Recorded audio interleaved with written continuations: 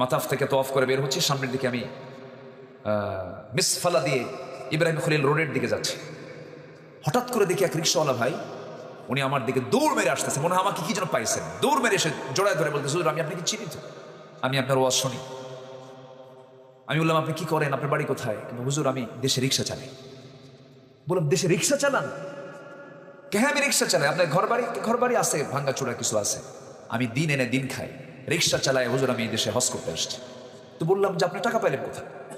হুজুর আমি 20-25 বছর যাবত আমি এই রিক্সা চালাই, প্রত্যেক দিন আল্লাহর ঘর দেখার জন্য যে টাকা আমি কামাই করে সেখান থেকে 15 টাকা 20 টাকা করে আমি পৃথকভাবে রেখে দিই। সুবহানাল্লাহ বলবেন না? আমার চোখে পানি চলে আসছে। মানুষ টার্গেট করলে পারবে না এমন কিছু নয়, শুধু সাহায্য দরকার। কার সাহায্য দরকার? আল্লাহর সাহায্য দরকার। তার হজ আর